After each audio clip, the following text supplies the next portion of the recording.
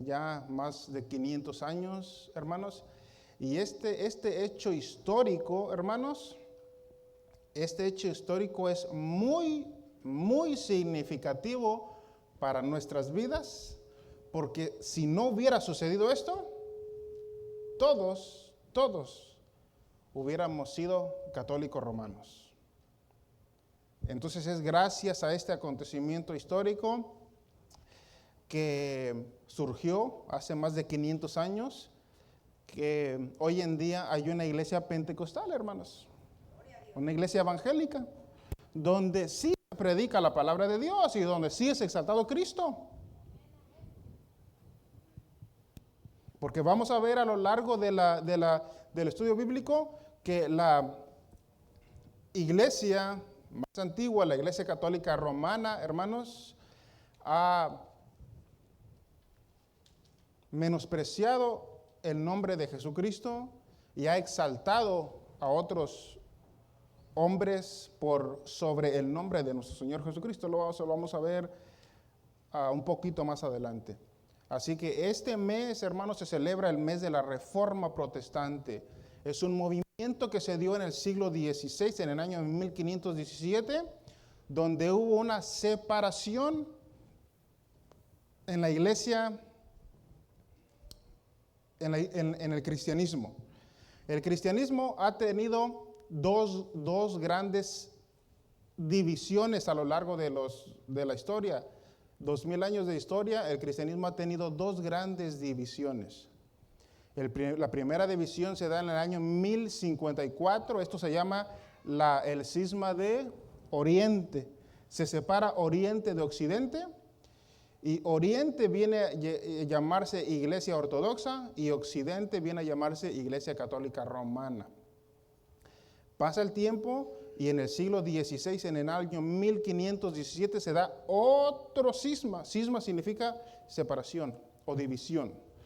Otro cisma, y en este caso se separa, se divide la Iglesia Católica Romana, y por un lado sigue siendo Iglesia Católica Romana, y la rama que se separa es llamado el protestantismo. ¿Cómo se llama? Protestantismo.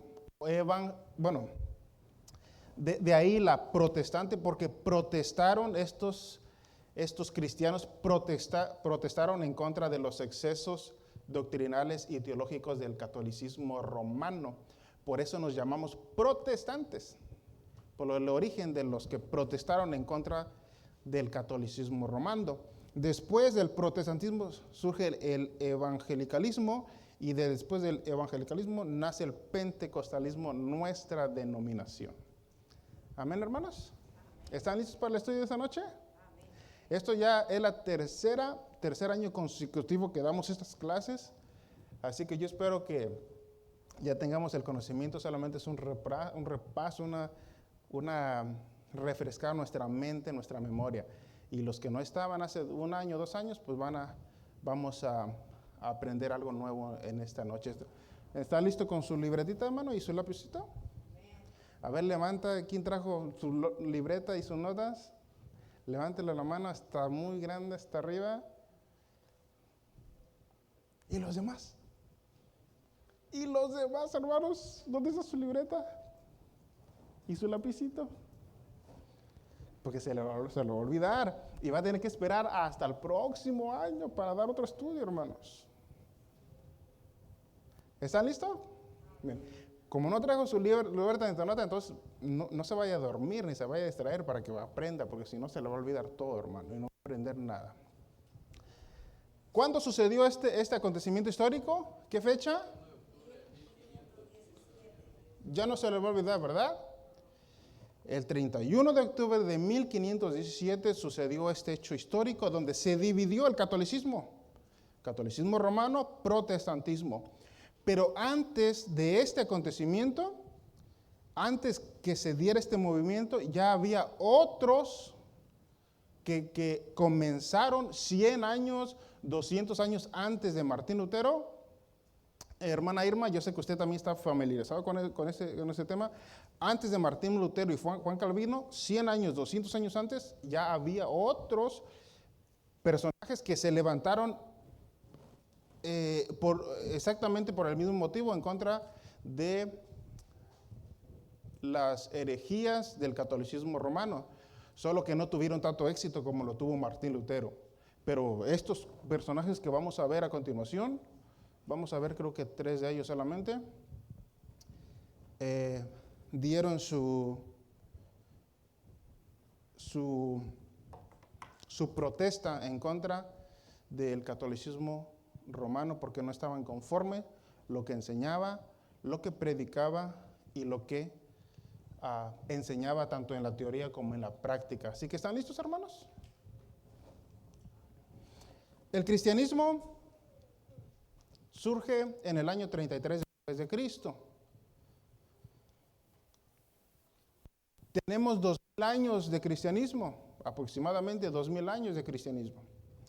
La miniserie pasada hablamos acerca del canon de la Biblia, ¿se acuerda?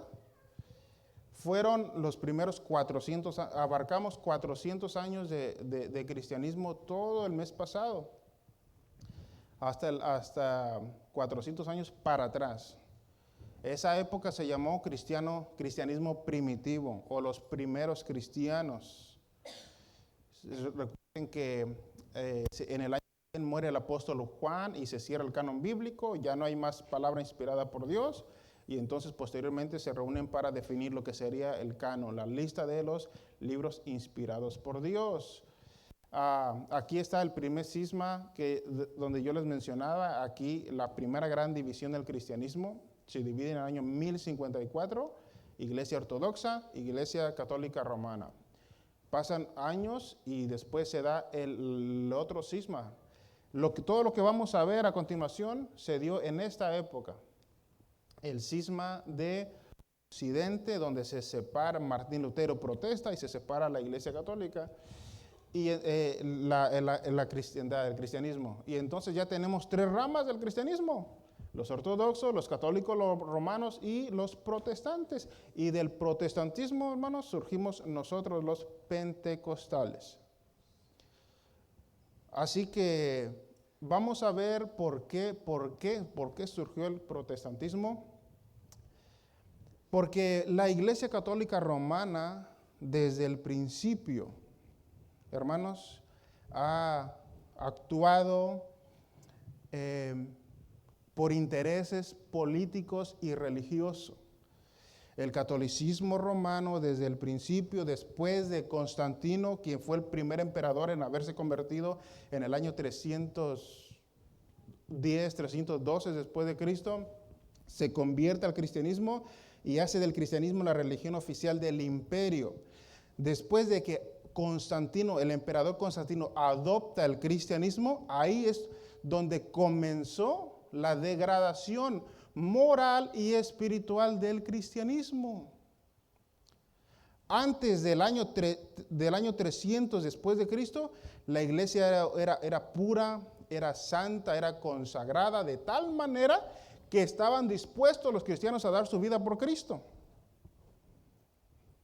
Los primeros 300 años de cristianismo era un cristianismo puro, santo, consagrado, con el temor y la dedicación y la devoción a Dios, de tal manera que los cristianos estaban dispuestos a dar su vida por el Señor Jesucristo.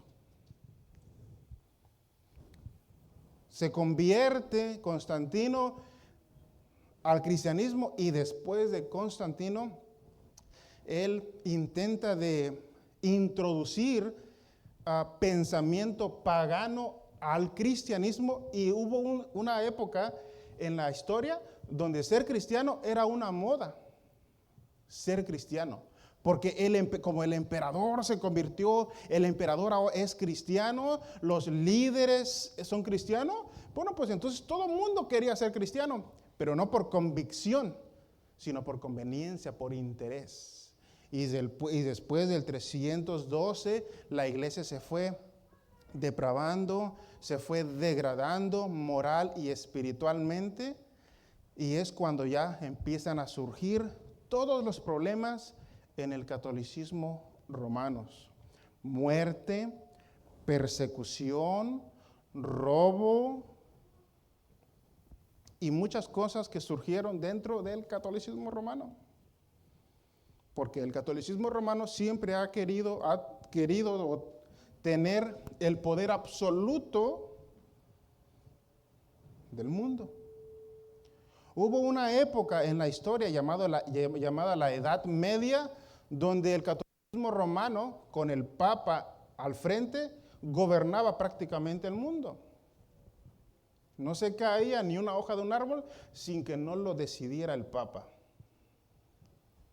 y todo su cuerpo de liderazgo. Hubo una época de la historia donde el catolicismo romano, con el Papa al frente, tenía muchísimo más poder que incluso que los reyes de Francia, de Inglaterra, de España y de toda Europa. Entonces, estos personajes que vamos a ver a continuación surgieron todos ellos católicos romanos. Pero eran cristianos que deseaban servir al Señor, buscar a Dios con sinceridad de corazón. Y cuando se dieron cuenta la corrupción del catolicismo romano, no se quedaron conformes y levantaron la voz en contra del mismo sumo pontífice. Y algunos de ellos fueron quemados en la hoguera por protestar en contra de las inconformidades de lo que hacía el catolicismo romano. Vamos a ver el primero, hermanos. Estos se llaman, ¿cómo se llaman estos hombres? Pre-reformadores, porque fueron antes de Martísimo. ¿Quería decir algo? Pre-reformadores porque fueron antes de los reformadores. Hablaron en contra de lo que veían sus ojos, de las cosas que no les parecía bien dentro de la religión de la cual ellos protestaban, hermanos. ¿Están listos para ver el primero?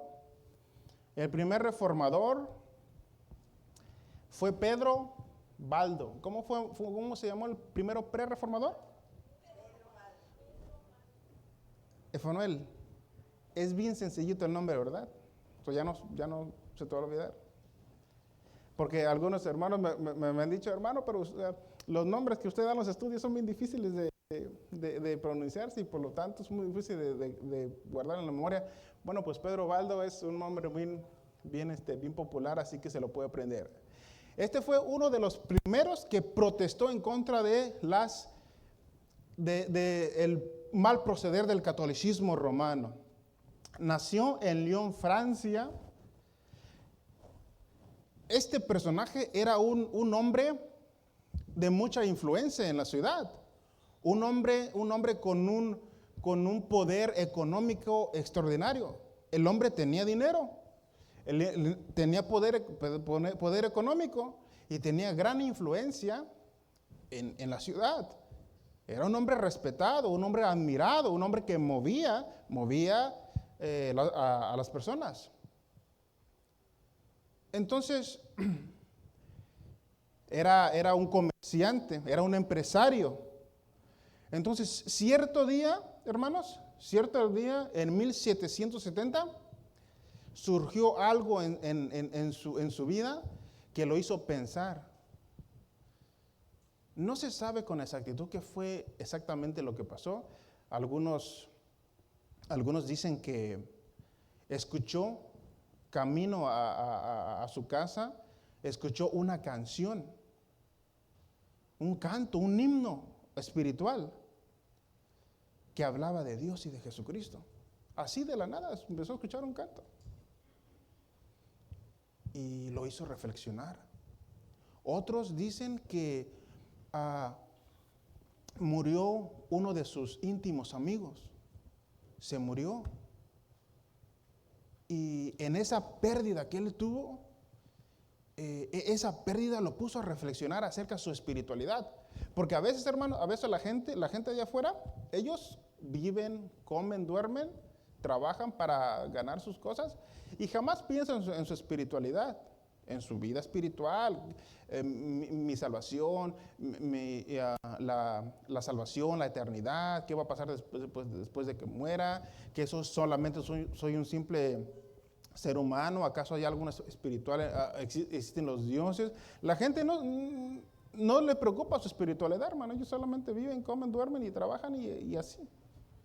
Entonces, acerca de estos acontecimientos que le sucedieron en su vida, él se puso a reflexionar en su espiritualidad. Entonces, mientras él reflexionaba acerca de la muerte de su amigo, él le vino una convicción acerca de su salvación. ¿Qué va a pasar cuando yo muera? ¿A dónde voy a ir? ¿Que se terminó todo? Entonces, en ese momento, hermano, ya era Dios tratando con su vida. Dios salvándolo a través de este acontecimiento que sucedió, que experimentó acerca de su amigo. Y entonces se convierte a Cristo, pero en la religión católica romana, es lo que existía solamente. Entonces se hace católico, pero lo primero que hace él, hermanos, es leer su Biblia. Y en aquella época solamente la Biblia estaba traducida a latín y él hablaba francés. Entonces no entendía muy bien el latín. Entonces, como era un personaje apoderado y con mucha influencia, contrató a dos estudiosos de la Biblia para que trajeran la Biblia de latín, lo trajeran a su idioma francés. Y entonces él, ya teniendo la Biblia traducida a su idioma, comenzó a leer la Biblia, hermanos. Comenzó a leer la Biblia y empezó a ver que lo que enseñaba Roma era contrario a lo que dice la Biblia. Empezó a ver que la máxima autoridad es la palabra de Dios y no el Papa. Que el vicario de Cristo en la tierra es el Espíritu Santo y no el sumo pontífice. Que la cabeza de la iglesia es Cristo y no el Papa. Y empezó a ver, a realizar. Después se acercó a un sacerdote para consultarle y el sacerdote le prohibió leer la palabra de Dios. Pero entonces, como él tenía el deseo, hermanos, él tenía el deseo acerca de conocer más a Dios, él estaba conociendo más a Dios y cada vez veía que lo que enseñaba Roma no era exactamente lo que la palabra de Dios hacía. Entonces él empezó a estudiar la Biblia y empezó a salir a predicar, a ganar almas. Y entonces, hermanos, hizo un movimiento pequeño. Muchos de las personas que se ganaba a Cristo se reunían en sus casas. Y ellos, los que ellos evangelizaban a otros. Y después, de tal manera que se hizo un movimiento pequeño en la ciudad de Francia. Y empezaron a establecer una congregación. Algunos dicen que este personaje y este pequeño movimiento es la primera iglesia evangélica, antes, muchos años, 200 años antes de Martín Lutero. Él era católico, profesaba el catolicismo romano, pero no estaba de acuerdo con las doctrinas que enseñaba Roma, así que él se reunía con todos sus discípulos para estudiar la palabra de Dios, porque no estaba conforme a lo que enseñaba el catolicismo romano. Así que este pequeño grupo son los primeros cristianos evangélicos antes de que Martín Lutero protestara y se diera todo este fenómeno que se dio en el año 1517. Entonces empezó a estudiar, empezó a ganar almas, empezó a abrir una iglesia y después de tal manera que se expandió por toda Europa, hermanos. Protesta contra el Papa. Uno de los errores del catolicismo romano, hermanos, es decir que el Papa es la máxima autoridad aquí en la tierra. Mire, nosotros tenemos como máxima autoridad la palabra de Dios, la Biblia. Lo que la Biblia dice para nosotros es la máxima autoridad. No es la única, hay otras autoridades, pero es la máxima autoridad. Pero el catolicismo romano tiene 3 autoridades. Por un lado tiene la Biblia como autoridad, tiene el magisterio y la tradición. El catolicismo romano tiene 3 autoridades que están en el mismo nivel. La Biblia, la tradición y el magisterio. El magisterio con el Papa a la cabeza. En teoría, las 3 están al mismo nivel, pero en la práctica, la Biblia está aquí y el Papa está acá. Ellos creen, bueno, popularmente, le creen más al sumo pontífice, al vicario de Cristo, al Papa, que incluso lo que dijo Jesucristo en su palabra. De hecho, en sus doctrinas hay una de las doctrinas que ellos enseñan, que si no crees en el Papa, no puedes ser salvo. Ahí está en el catecismo de la doctrina católica. Entonces dice, espérate. ¿Cómo que el Papa va a estar por encima de mi Señor Jesucristo? La Biblia dice que no hay un nombre dado a los hombres en el cual podemos ser salvos. Y el catecismo dice, bueno, si no crees en el Papa no puedes ser salvo. Entonces, Pedro Baldo empezó a ver estas incoherencias doctrinales del catolicismo romano. Aparte, también protestó por las indulgencias. ¿Qué son las indulgencias? Pagar por tu salvación. Pagar para que te resten. Supongamos que usted muere y va a ir 50 años en el purgatorio. Entonces, ¿qué son las indulgencias? Es, si yo quiero estar menos años en el purgatorio, supongamos que tengo que pasar 50 años en el purgatorio para después ser purificado y después entrar al cielo. Esa es una enseñanza del catolicismo romano, el purgatorio. Para ser católico tienes que creer sí o sí en el purgatorio, si no, no eres católico. Y 21 doctrinas más que agregaron a su teología que no está en la palabra de Dios. Una de ellas es el purgatorio. Las indulgencias es, bueno, si yo quiero pasar solamente 25 años en vez de 50 años, bueno, yo doy cierta cantidad de dinero y me restan años en el purgatorio. O si yo quiero sacar un alma del purgatorio, tengo que dar una cierta cantidad de dineros para entonces sacamos un alma del purgatorio, entonces para enviarla al cielo. Cosas que no se encuentran en la palabra de Dios. Porque nosotros somos salvos. ¿Por qué? Por gracia, mediante la ¿qué? La fe en ¿quién? Jesucristo. Y después, ¿qué termina diciendo el texto? ¿No por qué? No por obras, para que nadie. Efesios capítulo. ¿Qué pasó, hermanos? ¿Qué pasó? Esto lo tiene que saber el cristiano sí o sí. Efesios 2:8. ¿Cuál es la cita? Ya dice, ya que lo dije. Efesios 2:8. Porque por gracia sos salvo por medio de la fe. Y esto no es de nosotros, es un don de Dios. No por obras para que nadie se gloríe. ¿Amén, hermanos? Y el catolicismo romano dice no. El purgatorio, para ser las almas purificadas y entonces entrar al cielo. Esas son las indulgencias. Tratar de comprar tu salvación. Son las indulgencias. Cuando la salvación es por gracia mediante la fe en Jesucristo. ¿Qué tiene que hacer el individuo? Poner su fe en el sacrificio de Cristo en la cruz del Calvario. Creer que Él murió por nuestros pecados conforme a las Escrituras, fue resucitado el tercer día y está a la diestra de Dios Padre. Si creemos eso, somos salvos. Sin tener que hacer las indulgencias o ganarnos la salvación a través de las obras. No se le ocurra ganar la salvación a través de las obras. Porque si es por obras, Dios demanda una perfección, Marquitos. Si usted quiere entrar al cielo por obras, lo puede hacer, pero tiene que vivir una vida santa, perfecta, desde la cuna hasta la tumba.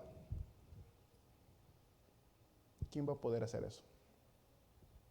Y como nadie puede entrar al cielo por obras, por eso Dios dice, entonces es por gracia. ¿Es sabio Dios, hermanos? Ahora, eso no quiere decir que ya es por gracia, nos vamos a portar mal, vamos, mañana morirá. No, porque la Biblia dice que también cuidemos nuestra salvación con temor y temblor, que nos consagremos para Él, que tengamos el temor de su palabra, etcétera. Es una combinación de muchas cosas, porque Dios hace todo perfecto. Este movimiento se llamó ¿los qué? Los valdenses, sí, los valdenses, por Baldo, los valdenses. Escuchen, y este pequeño movimiento todavía, hasta el día de hoy, después de 500 años, todavía hay iglesias que salieron de estos movimientos, los valdenses. Son mínimos, son grupos, ya casi está muriendo este movimiento, pero todavía hay valdenses por Pedro Baldo. Entonces, este fue uno de los primeros que protestó en contra del catolicismo romano, de los excesos de la teología y de la doctrina del catolicismo romano. ¿Cuántas autoridades tiene el catolicismo romano? 3. ¿Cuáles son esas? El magisterio, la Biblia y la tradición, y las 3 están en el mismo nivel pero en la práctica el Papa está por encima de la Biblia. ¿Qué es la tradición? Para ellos la tradición es, después del apóstol Juan, todos los que siguieron hasta nuestros días, que no quedó escrito en la Biblia, pero que sucesos que se aconteció en el cristianismo. Para ellos eso es la tradición, pero esa tradición lo elevan al nivel de la Biblia y del Papa, hermanos. Y nosotros decimos que la máxima autoridad, hermanos, es la palabra de Dios, y no hay una autoridad superior a la palabra de Dios. Cuando hay problemas en la iglesia, cuando hay herejías en la iglesia, cuando hay falsos maestros, ¿cuál es el estándar para medir lo que está bien o lo que está mal? La palabra de Dios, la Biblia, la mente de Dios, los pensamientos de Dios, los preceptos de Dios. Y nadie está por encima de la mente de Dios. ¿Amén, hermanos? Amén. Nadie está por encima de la mente de Dios. Ni el sumo pontífice está por encima de la mente de Dios. Ya me estoy enojando. No me vayan a enojar, hermanos. El segundo es Juan Wycliffe. Vivió en el año 1320 y este es llamado la estrella matutina de la Reforma, porque fue, junto con Pedro Baldo, fue el segundo o uno de los primeros que también protestó en contra de Roma. Este personaje, hermanos, también católico romano, todos ellos católicos romanos, pero no estaban conformes a lo que enseñaba Roma. Este era un teólogo, filósofo y escritor, era un hombre brillante, con una mente brillante. Y estudió y fue rector de la universidad más grande de aquella época. Siendo católico romano, hermanos, empezó a estudiar la palabra de Dios y vio que lo que la Biblia dice no es exactamente lo que Roma enseña.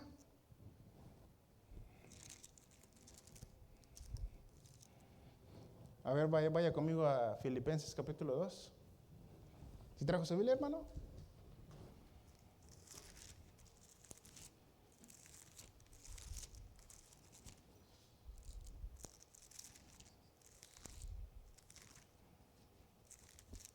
Si es capítulo 2 o capítulo 3, ¿no se acuerdan, hermana Cano?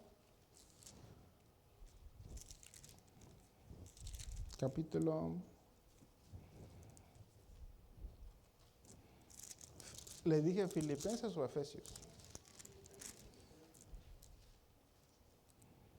Filipenses 2, 9. ¿Está ahí conmigo? Por lo cual Dios también lo exaltó. ¿Hasta dónde? ¿Qué quiere decir hasta lo sumo? Hasta lo más alto. Y ya no hay más alto que Él. Lo exaltó hasta lo sumo y le dio un nombre, ¿qué dice? ¿Qué es? ¿Sobre qué? Sobre todo nombre. Hermanos, no hay un nombre superior al nombre de Jesucristo. No hay un nombre más alto que el nombre de Jesús.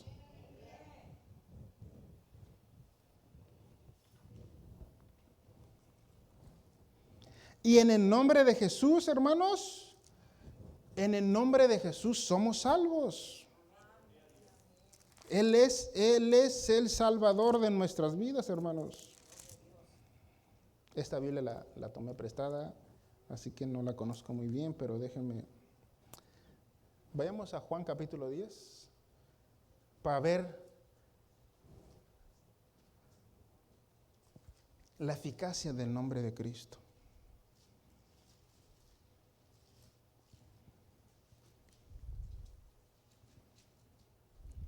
¿Ya está ahí conmigo, hermano?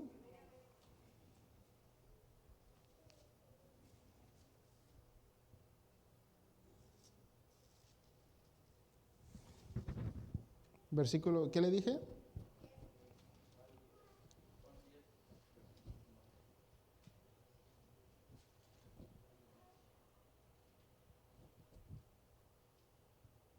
Versículo 10, versículo 27, ¿está ahí conmigo? Mis ovejas, ¿qué dicen? Oyen mi voz y yo las conozco. ¿Y qué dice? Y me siguen y yo les doy vida temporal, ¿dice? Vida momentánea. ¿Qué nos da Jesucristo? Vida eterna. Escuche, el verbo está en tiempo presente. Yo les doy. ¿Verdad que no dice yo les daré? ¿Qué dice yo les doy? En el momento de que crees en Jesucristo te salva y en ese momento tienes la vida eterna. Esto es impresionante lo que hace Dios con nosotros. Y yo les doy vida eterna y no perecerán. ¿Qué dice?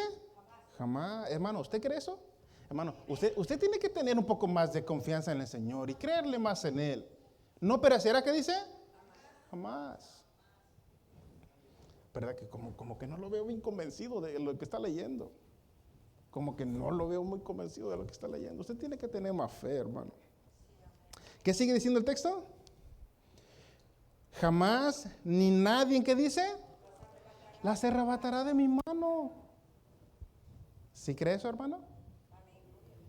Como que no lo veo muy convencidos. ¿Podrá alguien arrebatarnos de las manos de Dios? ¿En Él estamos seguros?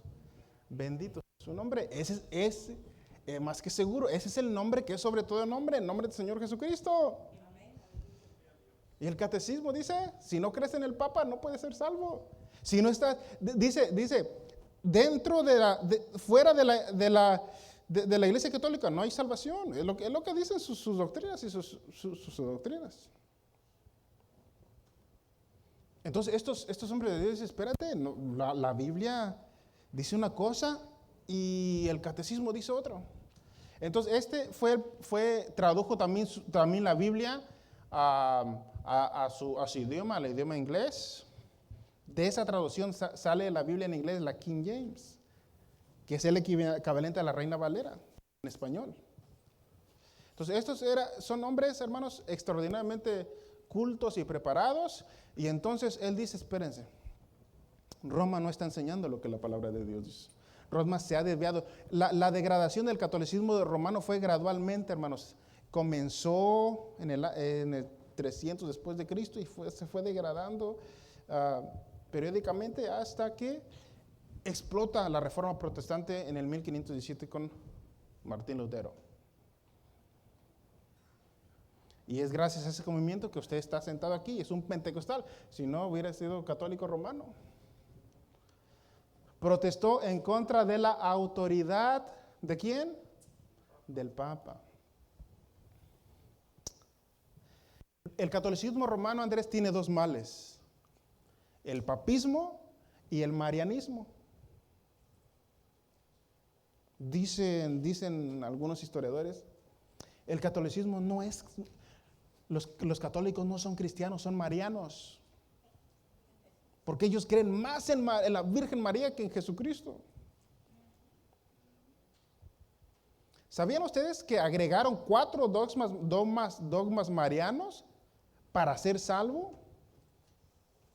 La Asunción de María es un dogma que para ser católico tienes que creer en la Asunción de María sí o sí, si no, no eres católico y no eres salvo. 23 doctrinas han agregado que no están en la Biblia. Después dice, también protestó en contra de la ¿qué, hermanos? A ver, menciona esta palabra. Ajá, el siguiente, protestó en contra de ¿qué, Eduardo? Ajá, el segundo, ¿qué dice ahí?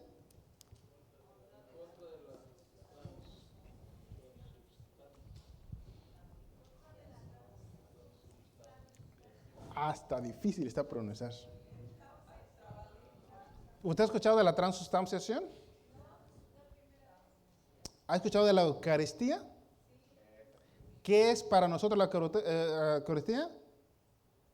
La Santa Cena. De hecho, el término Eucaristía no es exclusivo del catolicismo romano, es de la cristiandad. Solo que ellos se han apropiado del término. Para nosotros es Santa Cena. Hermano, es que nos podemos quedar aquí toda la noche. Y no hemos avanzado nada, Andrés. La transubstanciación o la Santa Cena, esto es muy delicado también.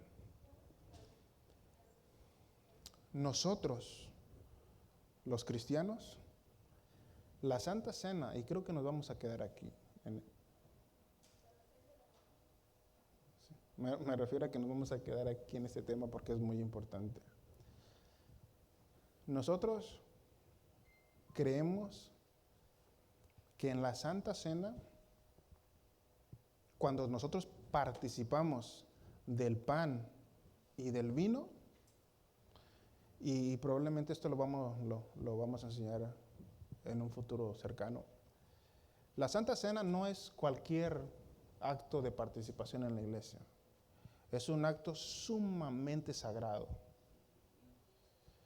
Porque nosotros creemos que en la Santa Cena, que en el pan y en el vino está presente la sangre y el cuerpo de nuestro Señor Jesucristo.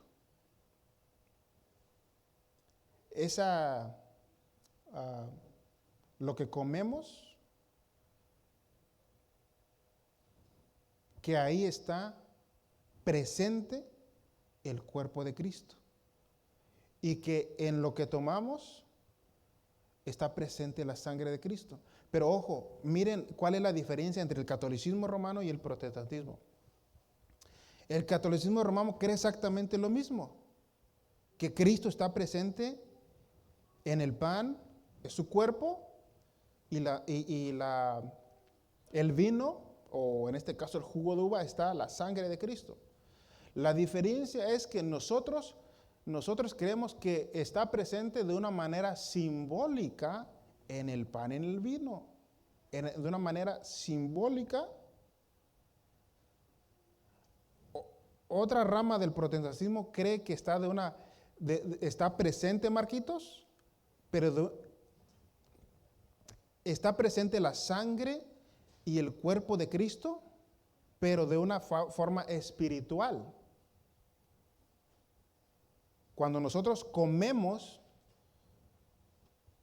el pan, estamos participando del cuerpo de Cristo, pero de una manera espiritual o simbólica. Y cuando nosotros tomamos el vino, estamos participando de la sangre de Cristo, pero de una manera espiritual y simbólica. Pero ¿sabe lo que el catolicismo romano? Esto es la transubstanciación. El catolicismo romano dice que cuando el sacerdote consagra la hostia y el vino, que ese pan se convierte literalmente en la carne de Cristo. Y que el vino que está tomando se convierte no simbólico ni espiritual, literalmente en la sangre de Cristo, que estás tomando la sangre y estás comiendo el cuerpo de Cristo. Y en ese acto, hermanos, están otra vez, cada vez que hacen ese proceso de la Eucaristía, están crucificando y matando a Cristo cada vez que hacen la Santa Misa. Y esto es la diferencia entre nosotros los protestantes y los católicos. Ellos creen que Jesucristo está presente, pero de una manera literal, que el pan deja de ser pan y se convierte en cuerpo. Y que la sangre y que el vino deja de ser sangre y se convierte en literalmente, estás tomando la sangre de Cristo. Pero si el pan sigue siendo pan y el vino sigue siendo vino.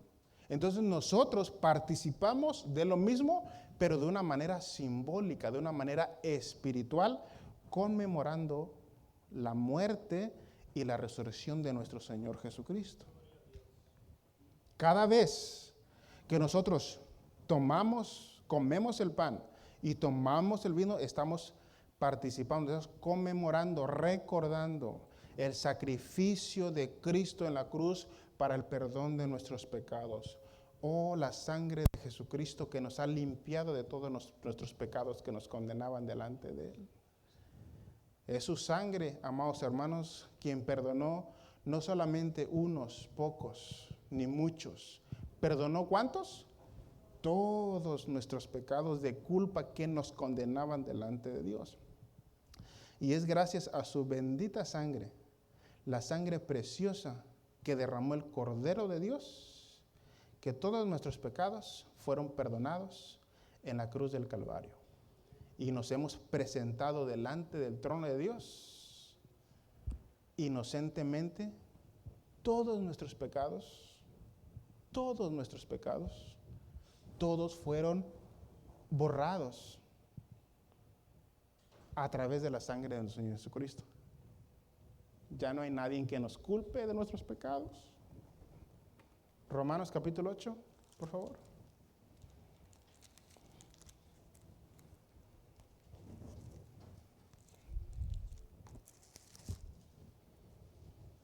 Usted, hermanos, usted tiene que tener más fe cuando lee la palabra de Dios. Oh, hombres de poca fe, le dijo Dios a sus discípulos. ¿Cree lo que dice la Biblia, hermanos? Romanos, ¿qué les dije? 8:1. ¿Está ahí conmigo? Ahora pues, ¿qué dice? Hermano, ¿usted cree esa palabra? ¿Habrá alguna condenación para usted, hermano? Si usted está en Cristo, ahora asegúrese de estar en Cristo. Asegúrese de estar en Cristo. Si está usted en Cristo, no hay nadie que lo condene. Un predicador dice, muchos van a la iglesia, pero no han ido a Cristo. No es solamente venir a la iglesia, es venir a Cristo, hermanos. Usted puede pasar su vida en la iglesia y nunca venir a Cristo. Asegúrese de primero venir a Cristo, porque en Él encontrará el perdón de sus pecados, la salvación y la vida eterna.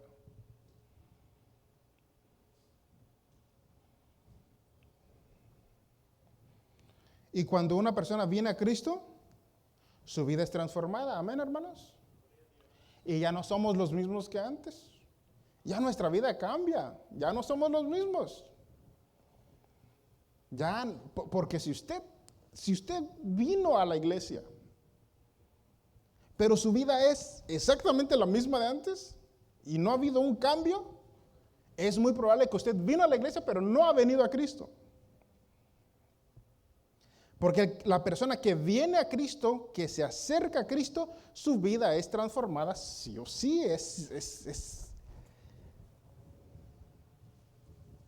El que robaba ya no roba más, el que toma ya no toma más, el que practicaba inmoralidad ya no lo practica más, el que chismeaba ya no chismea más, el que levantaba falsos contra su hermano ya no levanta falsos más, el que peleaba ya no pelea más. El que hablaba malas groserías ya no habla malas groserías más. Su vida es cambiada, es transformada. Y la gente dice, oye, ¿pero qué te pasó? Ya no eres la misma persona de antes. Ya no eres el mismo que conocía antes.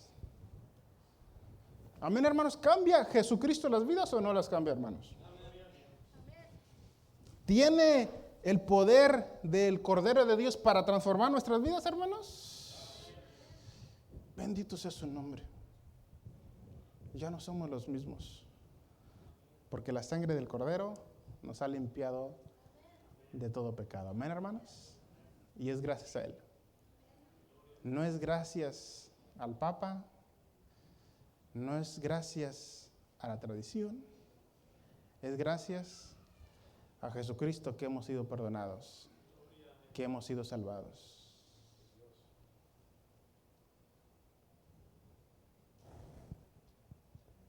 Juan Wycliffe. ¿Cuál fue el primero? ¿Cómo se llama el primero? Pedro Baldo. ¿Y el tercero es qué? Juan. Regáleme 2 minutos para terminar con Juan Hus. Este hombre nació en República Checa, era de familia pobre, y él, para no vivir pobremente, hermanos, para vivir bien, él decidió meterse y ser sacerdote. O sea, lo hizo por intereses económicos, para vestir bien y para tener un sustento para él y para su familia. No lo hizo por devoción, pero en el proceso ya Dios tenía un propósito con él. Entonces ya se levanta Juan Hus y empieza a profesar la fe católica romana, pero lo mismo que Baldo y Juan Wycliffe, lo mismo vio Juan Hus, y entonces protesta en contra del catolicismo romano, predicó en contra de la corrupción del Papa. Hubo una época en la historia donde hubo 2 papas, hermana María, 2 papas gobernando, ¿se dan cuenta? Y después tuvieron una disputa y los 2 fueron dispuestos y vino y gobernó mejor un tercer papa. O sea, hubo 3 papas al mismo tiempo. O sea, para ellos el papa es la cabeza de la iglesia. Entonces hubo un tiempo en la historia donde hubo 2 cabezas. ¿Se dan cuenta la degradación del catolicismo romano? Y se dan cuenta por qué estos tuvieron que protestar en contra. ¿Qué está pasando con la iglesia que se dejó nuestro Señor Jesucristo? Y finalmente dice, la máxima autoridad de regla de fe de conducta es la palabra de Dios y no el Papa. La máxima regla de autoridad de fe y conducta es la Biblia y no los dogmas católicos romanos. Y cuando protestó él contra el catolicismo romano, ¿saben lo que hicieron la curia romana, los líderes religiosos romanos? ¿Saben lo que hicieron? Lo quemaron en la hoguera. Lo quemaron en la hoguera. O sea, esto es historia, hermano. Esto no se puede ocultar porque es historia. Lo podemos decir públicamente porque es historia. Lo condenaron antes de ser quemado en la hoguera, hermanos. Todos le dieron la oportunidad para que se retractara. Niega lo que estás diciendo y te vamos a salvar la vida. Y él se negó y dio su vida. Pero antes de morir, hermanos, él dio una profecía. Él dijo, hoy, su apellido, ¿qué significa su apellido en el idioma checo, checa? ¿Qué significa? Ganso. Cuando estaba a punto de morir, él está diciendo, hermana María, hoy están quemando un ganso, haciéndole honor a su apellido. Pero dentro de 100 años se levantará un cisne que no podrán quemar. Exactamente 100 años después, Martín Lutero clava sus 95 tesis en la Catedral de Wittenberg, en Alemania. Y nace todo este movimiento de la Reforma Protestante, que eso lo vamos a ver la próxima semana. Así que no se pierda la próxima semana. Vamos a ver acerca del impacto y de la influencia que tuvo el movimiento de la Reforma Protestante de Martín Lutero y toda Alemania convirtiéndose al protestantismo. Amén, hermanos. Padre, te damos gracias, bendito Dios, gracias por tu palabra. Gracias también por tus historias, porque para